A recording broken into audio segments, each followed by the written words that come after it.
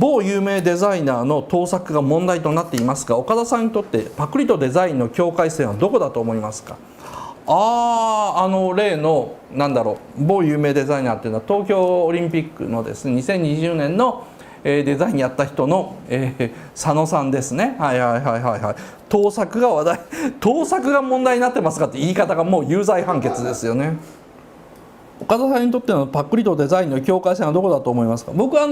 事実関係はろくに調べてなくてですね、Facebook で流れてる知り合いのコメントとかばっかり見てるんですけども、正直デザイン系の人間に言わせるとあん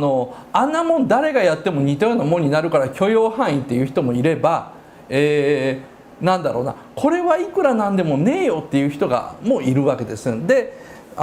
デザイン系の人は割と許容的な雰囲気やっぱしょうがないんじゃないのっていう雰囲気でですね、で、そうじゃなくてデザインとかに一切これまで関わったことがないような人は、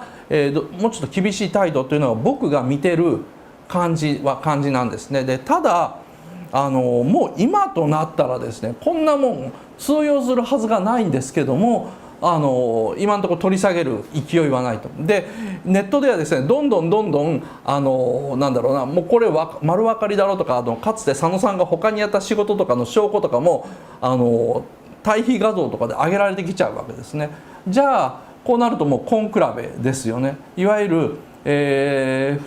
般の人とかネットの人たちがどんどんこれパクリだろうっていうふうに言ってくるのに対して日本のオリンピックのマークとかを決める偉い人たちがどこで折れるかっていう話になっていきます。でですね、今回正直ネット民の方がやや不利だと僕は読んでるんですよ。いわゆる新国立競技場の場合と東京五輪のやつとではちょっと話が違ってですね、一般の人たちがどんどんガンガン言うともともと税金使ってるとかですね1300億のはずが2500円超えちゃったっていうような明らかに突っ込まれる部分があったので国立競技場というのは大きい変更になったと。でもう一つは安保関連法案をいわゆる強行採決ですねするにあたって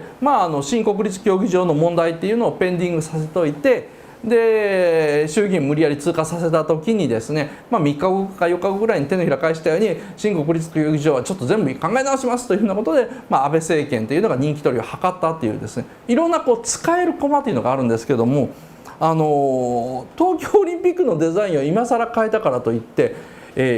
ぶ人はあまりいないんですよね。で、誰かが得をあんまりしないのでですね、ちょっとこれ動かないんじゃないのかなっていうふうに僕は見てるんですね。何が正しいか悪いのかというよりは流れとしてそこまでいかないんじゃないなと。でも訴訟を起こされるかも分かんないですけどね。ディズニーは例えば丸が3つ並んでるともうミッキーマウスに似てると言って訴訟を起こすっていうそれぐらい厳しい時代もあったんですけども、訴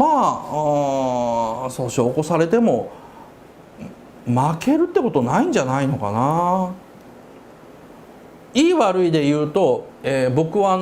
デザイナー風情がですねひょろっと書いたものを公式とか言ってですねお金いっぱい払ってっていうのはですねどちらかというと反対ですね。個人的な見解で言うと日本にはコミケという素晴らしい文化もあるしピクシブっていうですねさらに素晴らしいものもあるんだからデザインなんか一般から募集すればいいじゃんと。今時デザイナーに建築だったら分かりますよ、専門知識なきゃダメだしスペック要求水準もあるだろうし工期とかの都合もあるんですけど、でも五輪のマークぐらいは別に国が決めてこの人だったら任せてもいいというデザイナーにさせること意味が何にもないんですね。そうじゃなくて全国津々浦々からもうデザイン取ってで一番いいやつを選べばいいだけの話なのに今回それをしなかったのがですねネット時代の決め方じゃないのがあんまり好きじゃないですね。どうもデザイナー志望のすいませんねデザイナー風情とか言っちゃって、僕デザイナーとかコピーライターの方でですねちょいちょいと仕事をしてですね1000万2000万取る人が大嫌いなもんでですねもう本当にこれはもう偏見なんですけど、だからそういうふうなものは、もう一般に投げた方が絶対にいいというふうに思ってしまいます。糸井さんのことが、別に糸井さんに限らず、そういうふうに何千万も取るコピーライターは全員嫌いですからですね、俺が名前を知らない人含めて嫌いなんでですねすいません。圧倒的なスキルが必要じゃないものは縛りがない。圧倒的なスキルは多分コピーライターもデザイナーも必要なんですよ。ただ圧倒的なスキルがある日本のトップデザイナー10人とか日本のトップライター10人 VS、1000万人の暇な中高生っていう風な戦いになったらですね、暇な中高生が勝つに決まってるんですね。でそれが例えば、新しいシナリオとかですね、小説のプロットぐらいの複雑なものになってくると1000万対1人でも勝てるんですよね。いわゆるでそこら辺のバランスが狂ってくるのはどの辺かというと、大喜利レベルぐらいからそろそろ、プロの芸人とあと NHK の携帯大喜利に投稿する素人っていうのがいい勝負イーブンになってきたり、プロが勝ったり、そのアマチュアが勝ったりするんですね。なので、こういうのはクラウドソーティングっていうんだろうな。クラウド対プロっていうのは縛りが限定されて文字数が少ないものとかデザイン性が単純であらねばならないものっていうのは素人の方に分があると思います。でもこれがオリンピックのデザインとかではなくて、もっと複雑なデザインとかを素人に言われてくると、建築とかも含めてですね、そうなるとプロはまだまだ活躍の場があると思うんですけれども、どうなんでしょうね。俳句な、どうだろうな。今ちょっとコメントでねずっちっていうのが出たんですけども、ニコ生でねずっちが勝負したらなんかねずっち勝ちそうな気がしちゃうんですよね。そこら辺この辺が2045年問題の面白いところですね。2045年ぐらいの知的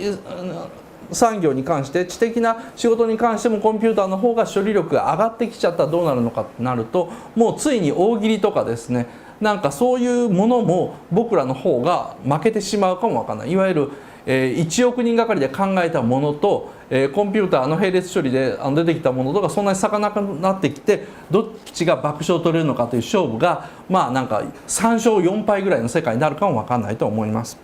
なので岡田さんにとってのパクリとデザインの境界線はどこだと思います？正直言って世間が許せば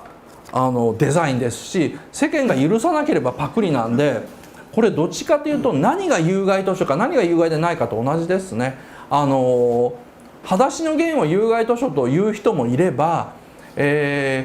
なんだろうな、いわゆるエロ漫画みたいなものを有害という人もいるんですけども、これはもう本当に世間がどういうふうに見るのかなんですよ。僕が子どもの頃は裸足の弦は小学校の図書館とか学級文庫にぜひ置けって言われた有料図書だったんですけど、現在では小学校にあんなのを子どもが見てトラウマになったらどうするんだっていうふうに親が言って有害図書扱いで学校の図書館からどんどん外れてるんですね。だからそれは世間が決めることであってですね、個人個人がどういうふうに思うのかとあんまり関係ないと思います。岡田敏夫の YouTube を見てくれてありがとうございます。毎晩ですね、だいたい夜の7時ぐらいに新作動画を配信していますので、ぜひぜひチャンネル登録よろしくお願いします。ではではよろしく。